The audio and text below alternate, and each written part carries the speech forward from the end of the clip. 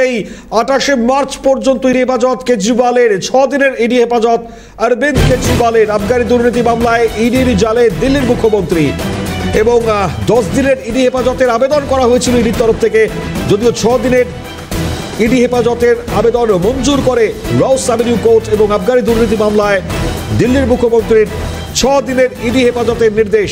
ইন্দ্রাণী দাশগুপ্ত নয়াদিল্লি থেকে আমাদের প্রতিনিধি রয়েছেন টেলিফোন লাইনে। ইন্দ্রাণী, অনেকক্ষণের সময় এবং তারপর সেই জায়গায় দাঁড়িয়ে এবার নির্দিষ্টভাবে 6 দিনের ইডি হেফাজতের নির্দেশ সামনে আসছে, কি জানা যাচ্ছে? আর একদমই, দেখো প্রায় 3.5 ঘন্টা সওয়াল জবাবে হয়েছে এবং তারপর দীর্ঘ সময় এই মামলার বিচার পেন্ডিং রাখেন বিচারপতি, এবং তারপর যে নির্দেশ সামনে এলো সেখানে দেখা গেল 6 দিনের ইডি হেফাজত হয়েছে অরবিন্দ কেজরিওয়ালের। আগামী 28 তারিখ দুপুর 2টোর সময় তাকে কোর্টে পেশ করা হবে। এর আগে আজকে কোর্টে রীতিমতো বাকযুদ্ধ হয় ইডির আইনজীবী additional solicitor general SB. Raju এবং কেজরিওয়ালের আইনজীবী অভিষেক মনু সিংভির মধ্যে।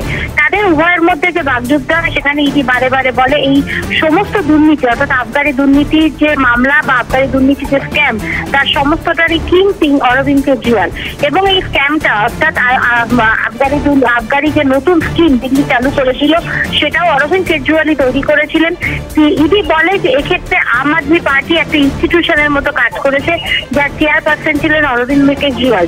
এই কারণে অরবিন্দ কেজরিওয়ালকে কোনোভাবেই আবগারি দুর্নীতি থেকে দূরে রাখা যাচ্ছে না। ইডি বলে যে 100 কোটি টাকার দুর্নীতি মামলা এটা নয়, এটি প্রায় 600 কোটি টাকার দুর্নীতি মামলা, কারণ এই আবগারি স্কিম থেকে যারা যারা লাভবান হয়েছে তাদের টোটাল যে পরিমাণ অর্থ ট্রানজাকশন হয়েছে সেই সমস্তটা এক জায়গায় করলে প্রায় 600 কোটি টাকার মামলা, এবং এই ক্ষেত্রে ছত্রে জড়িয়ে রয়েছে অরবিন্দ কেজরিওয়ালের নাম। একাধিক তথ্য প্রমাণ দিয়ে ইডি কোর্টে বলে যে বিভিন্ন chat, video calling, voice recording এবং একাধিক সাক্ষ্য প্রমাণ কিন্তু এটাই প্রমাণ করে অরবিন্দ কেজরিওয়াল এই মামলার কিংপিন, এবং তিনি সমস্তটাই জানতেন এবং তারই অঙ্গুলি চেলানো সবটা হয়েছে, এবং তাকে সাহায্য করেছেন উপমুখ্যমন্ত্রী মনীষ সিসোদিয়া।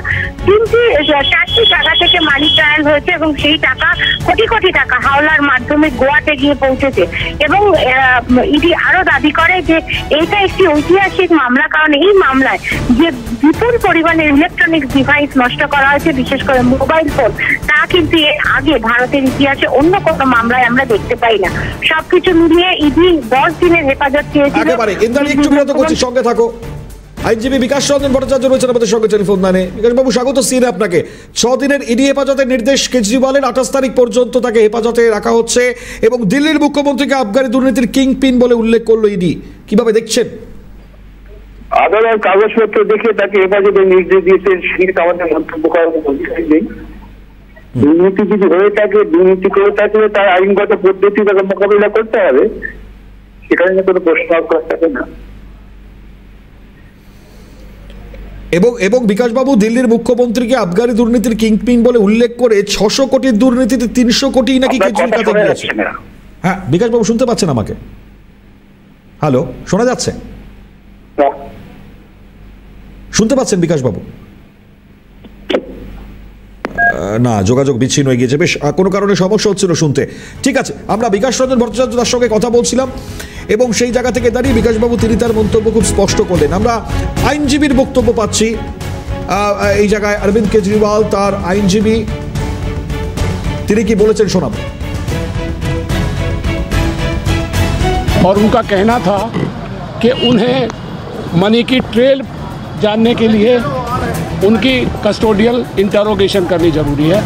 10 दिन की मांग रहे थे, पर जज साहिबा ने सारी चीज़ कंसीडर करके 6 दिन का रिमांड दिया है, और अब वो 28 तारीख को यहाँ पेश होंगे।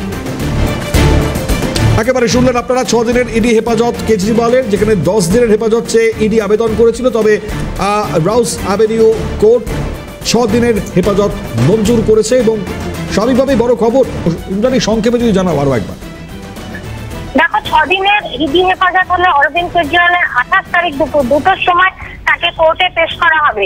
এবং আজকে ইডি বারে বারে তাকে 10 দিনের হেফাজত চেয়েছিল, কিন্তু অভিষেক মনু সিংভি সহ কেজরিওয়ালের একাধিক আইনজীবী বারে বারে প্রশ্ন তোলেন যে জিজ্ঞাসাবাদের প্রয়োজন হলে গ্রেপ্তার কেন, এবং লোকসভা নির্বাচনের আগে তাকে এভাবে 2024-এর মার্চ মাসে গ্রেপ্তারের কারণ কি।